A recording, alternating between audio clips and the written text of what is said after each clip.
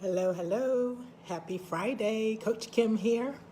I'm coming to hang out with you guys today to discuss something that's focused on being intentional, right? So, as you looked at the title of this, I hope you were able to finish it. The pen is mightier than the sword. I want to talk to you today about words and their power, right? Their presence, the authority they have, the strength that they have. Words can actually push people up, they can tear people down. This is so key because it can remind us and inform us that we have so much power right here in our mouth.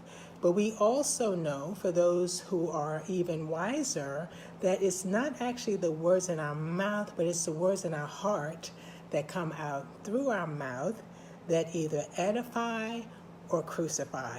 So I want to encourage you in two areas. Number one, words that you shoot out like arrows, that you shoot into the space, that you shoot into a room, right?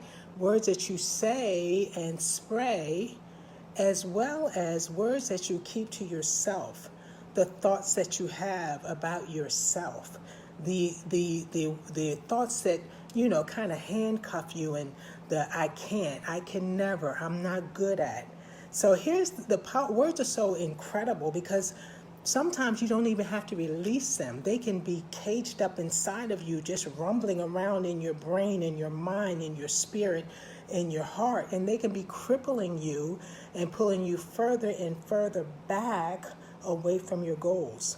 I want to encourage you to bring them into the light, to examine, to be intentional about your thoughts, your thought process, the directions you move in, what you say about yourself. And I'm going to encourage you to not live in the past, right? So guess what? You may not have been good at fill in the blank, but today is a new day. You can always learn new habits. If you invest in yourself, you believe in yourself, and you just try. Here's the thing. I'm not going to set you up for failure because you can try and falter, but you can get back up again and try again. And you may falter again, but keep getting back up and look for words that can be a lesson for you. What can you take away from a situation so that you may not fall down as quickly this time, right? You may fall in a certain way where you're protecting yourself. I remember when I went to airborne school, when you jump out of a plane, there's a way to fall. It's called a PLF. There's a proper way to fall so that you won't injure yourself. I'm telling you, you can fall, but you can get back up again and speak life into yourself to say, you know what? I took something away from it, and the next time I'm going to do thus and such. I'm going to tell you, in all honesty, it's probably impossible for you to consistently over time speak life into other people if you don't believe in yourself. There is a connection. You have to be on focus, on fire. So when you're speaking life into other people, you're literally speaking out of an abundance. Like, you have so much. I've got so much good stuff in me. I got so much to share, to spare. I don't need it all. But when you're in a dark corner, feeling bad, feeling negative, swimming in negativity, swimming in bad words, defeating words, how are you going to bless anybody else? How can you speak life from death? I want to help you use this as an igniter, as something that can bless other people. That when you walk into a room, light is formed, right?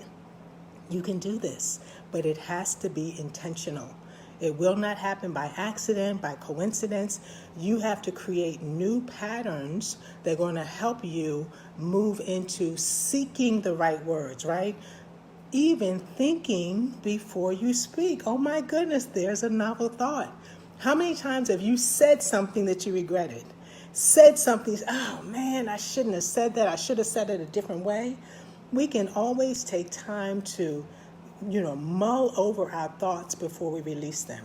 So I'm going to encourage you to join me in a new journey.